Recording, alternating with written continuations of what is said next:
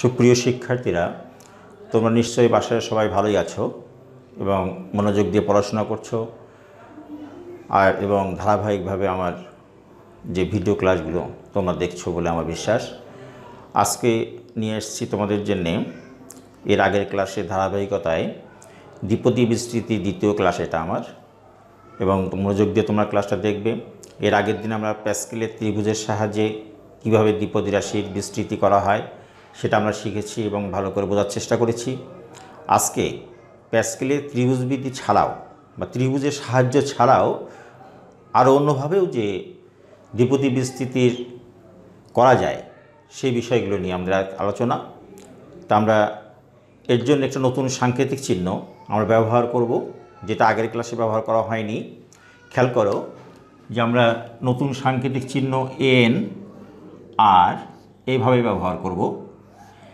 এখানে এন হচ্ছে যে রাশির বিস্তৃতি করব তার ঘাত, এবং আর হচ্ছে ওই পদের তার অবস্থান, পদের অবস্থান বোঝাবে আর দিয়ে, আর যে রাশির বিস্তৃতি করা হবে তার ঘাত হবে এন। এই এন আর দিয়ে এটা আমরা প্রকাশ করব। এখন যদি আমরা এভাবে লিখি যে এখানে 5 2, তাহলে এখানে বোঝা যাচ্ছে 5 হচ্ছে যার বিস্তৃতি করা হবে তার ঘাত সংখ্যা, আর 2 হচ্ছে ওই পদের অবস্থান। তাহলে এইভাবে আমরা বেশ কিছু, যদি এনের মান 4 হয়, ধরে নাও এন সমান 4, সেক্ষেত্রে পদের সংখ্যা কত হবে? এন সমান 4 হলে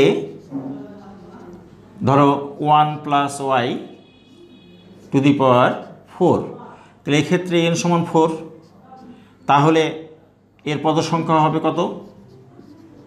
এর আগের ক্লাসে আমরা যে এটার বিষয় জেনেছি, পদ সংখ্যা হবে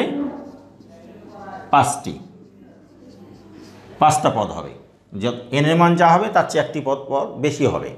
এটা আমরা এর আগের ক্লাসেই শিখেছি যে এখন এন 5টি যদি পদ হয় তাহলে আমরা এটাকে লিখতে পারি, যেহেতু 5টি পদ হবে তাহলে একটা প্রথম পদটা হবে, প্রথম পদের এক্সের সহগ, যেটা প্রথম পদের সহগ হবে 40, দ্বিতীয় পদটা হবে, দ্বিতীয় পদের সহগ কত হবে? তাহলে আমরা জানি 0 হলে পরেরটা 1, তাহলে দ্বিতীয় পদের সহগ হবে 41,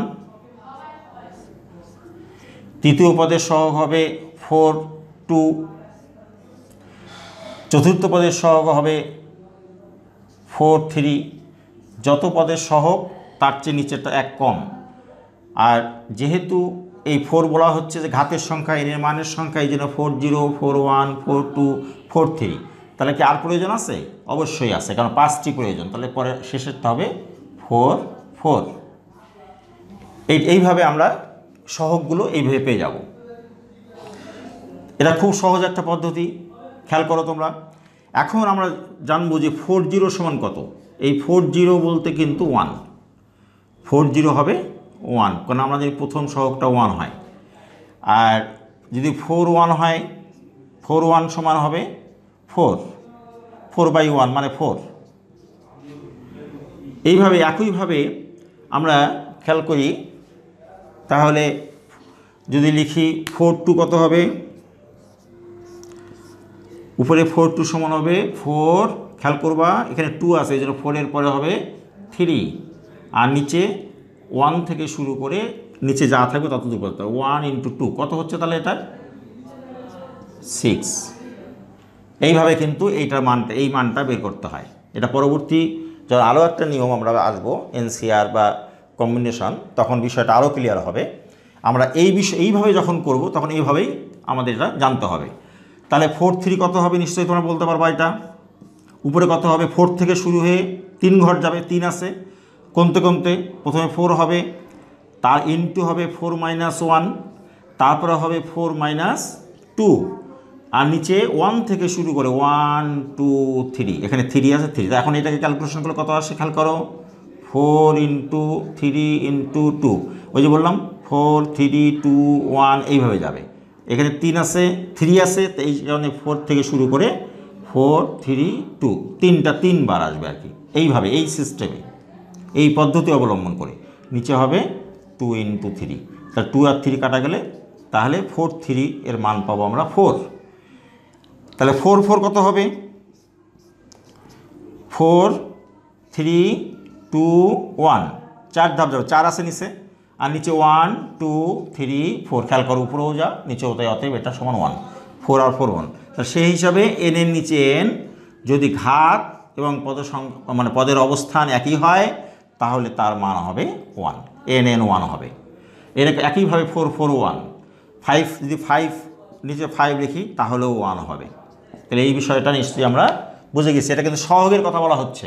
আমরা সহগ সম্পর্কে, কেন প্যাসকেলের ত্রিভুজেও কিন্তু আমরা সহগ নির্ণয়ের জন্য একটা ত্রিভুজের মতো পেয়েছিলাম এবং সেইভাবে আমরা সহগ বের করেছি। এখানেও আমরা সহগ বের করার কৌশল এই সিম্বল অর্থাৎ এই সাংকেতিক চিহ্নের সাহায্যে। তাহলে এখন আমরা এই পদ্ধতিতে এবং প্যাসকেলের ত্রিভুজ পদ্ধতিতে আগে এই পদ্ধতিতে করব একটা বিস্তৃতি, সেটাকে ত্রিভুজ প্যাসকেলের ত্রিভুজের সাহায্য করে দেখব যে আমাদের এই পদ্ধতি এবং ওই পদ্ধতির মধ্যে পার্থক্যটা কোথায়, কোনো পার্থক্য মানে অ্যান্সার একই আসবে, কোনো পার্থক্য আছে কি না। ধরে নিই 1 - 36 টু দি পাওয়ার 4, এইটার বিস্তৃতি করব আমরা প্রথমে এই যেটা নিয়মে আমরা সাংকেতিক চিহ্ন ব্যবহার করে। তাহলে সহগটা প্রথমে এটাকে আমরা লিখতে পারি, প্রথমে 4 0 এটা সহগ ইনটু কত হবে, এই যে y, ওই যে 1 + y to the power n, এই হিসাবে এখানে y এর মান কিন্তু -3x, তাহলে এখানে হবে -3x, এখানে টু দি পাওয়ার 0 আসবে, y টু দি পাওয়ার 0 প্রথমে, তারপরে এইটা সবসময় এইটা পাওয়ার y এর পাওয়ার হিসাবে যাবে, তারপরে 4 1, তাহলে এখানে হবে কত -36 টু দি পাওয়ার 1, এই 1, তারপরে 4 2, তাহলে -36 টু দি পাওয়ার কত হবে 2, এরপর একটা নিচে লিখি 4 3 -36 to the power 3 plus 4 4 -36 to the power 4। তাহলে আমাদের বিস্তৃতি হয়ে গেল। এখন আমরা ক্যালকুলেশন করে দেখি কত আসে। আমরা জানি 401, একটু আগে জেনেছি, -36 টু দি পাওয়ার 0 1, তাহলে 1 × 1 প্লাস এখানে 4 1 মানে 4 ইন্টু -36,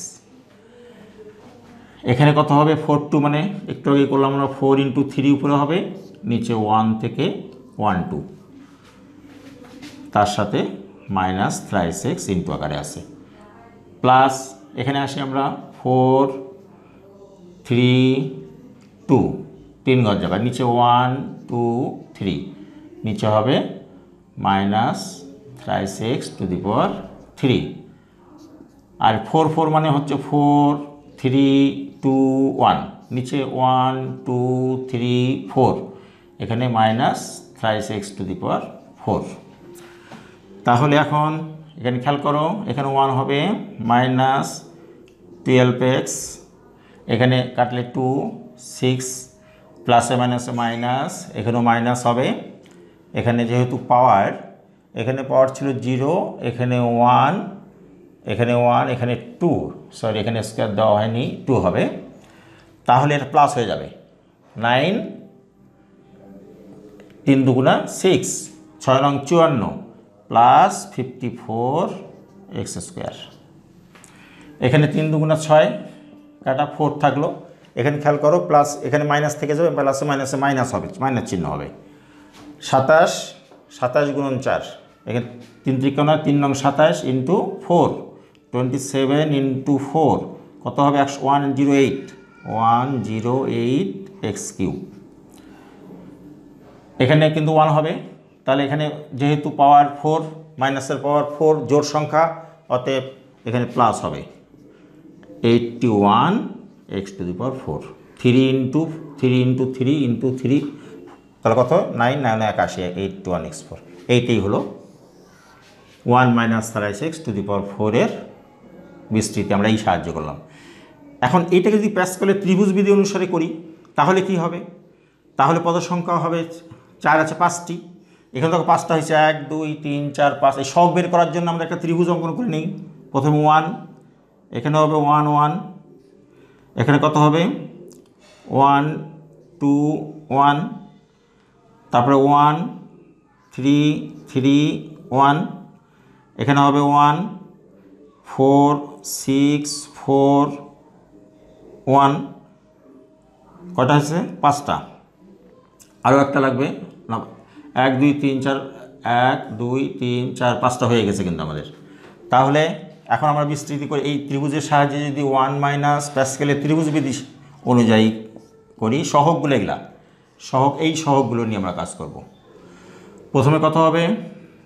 সহগ 1 ইন্টু মাইনাস থ্রাইস এক্স। প্রথমে তো 1 হবেই, 1 into minus thrice X to the power 0 plus চিহ্ন ব্যবহার করি 4 সহগ 4 into minus thrice X to the power 1 plus 6 into minus thrice x square, এই 6 সহগ 1 গেল, 4 গেল, 6, এবার প্লাস 4, এই 4 into minus thrice X to the power 3 plus 1, অর্থাৎ লিখব না minus thrice X to the power 4। তাহলে ক্যালকুলেশন করলে কি পাই আমরা? এখানে 1 হবে মাইনাস 12x, এটা প্লাস 3 3 9 6 9 54 54x স্কোয়ার, এটা হবে 27 4 7 108 মাইনাস 108x কিউব প্লাস 81x টু দি পাওয়ার 4। দেখো এর সাথে এটা আমরা এইভাবেও ত্রিভুজ বিধির সাহায্য করতে পারি। তাহলে প্যাসকেলের ত্রিভুজ বিধি আলোকে যেভাবে বিস্তৃতি ঘটানো যায়, কোনো বিস্তৃতি করা যায় দ্বিপদী কোনো রাশির, ঠিক একইভাবে আমরা এই সিম্বল ব্যবহার করেও দ্বিপদী বিস্তৃতি করতে পারি। তাহলে এইখান থেকে যদি আমরা একটা সূত্র আকারে, আমরা এখন সূত্র আকারে এই 1 প্লাস ওয়াই যেমন প্যাসকেলের এই ত্রিভুজ সাথে করা যাবে, সাহায্য করা যাবে, সেরকম আমরা যদি সূত্র আকারে আনতে চাই যে কিভাবে আমরা 1 plus y to the power n এর সূত্র প্রয়োগ করব এই নিয়ম অনুসারে, তাহলে প্রথমে আমরা 1 প্লাস ওয়াই n এটা সমান সূত্র আকারে আনতে চাইলে কী হবে? আমরা জানি এর ঘাত হচ্ছে n, তাহলে প্রথমে n0 হবে y to the power 0 plus কত আসবে n1 y to the power 1 plus n2 y square plus n3 y cube. এইভাবে যে লাস্টে হবে n প্লাস আর কি y to the power n। এটা প্রথমে 1 হচ্ছে প্লাস এখানে n1 মানে ny প্লাস এটা আমরা কি লিখতে পারবো? n দুইবার n মাইনাস 1 নিচে 1 ইন্টু 2 y স্কোয়ার প্লাস, খেয়াল করে এই যে n2 মানে প্রথমে n হলে তারপরে তার চেয়ে 1 কম হবে, তারপরে 2 কম হবে, 3 কম হবে, এইভাবে যাবে। যেমন এর পরেরটাই n মাইনাস 1 n মাইনাস 2, তাহলে 3টা হয়ে গেছে, আর লেখার দরকার নেই। নিচে হবে 1 2 3 y cube plus dash dash dash, শেষে হবে n মানে 1 শুধু y to the power n। এইটাই কিন্তু 1 plus y to the power n এর, এইটা আমরা সূত্র আকারে ব্যবহার করতে পারবো, এটা সূত্র আকারে ব্যবহার করতে পারবো। আবার বলছি 1 plus y to the power n সমান 1 plus ny plus n into n minus 1 by 1 into 2 y square plus n into n minus 1 n minus 2 নিচে 1 ইন্টু 2 ইন্টু 3 প্লাস এখানে y cube plus dash dash dash y to the power n. এইটাই এখানে আমি দেখাই দিলাম।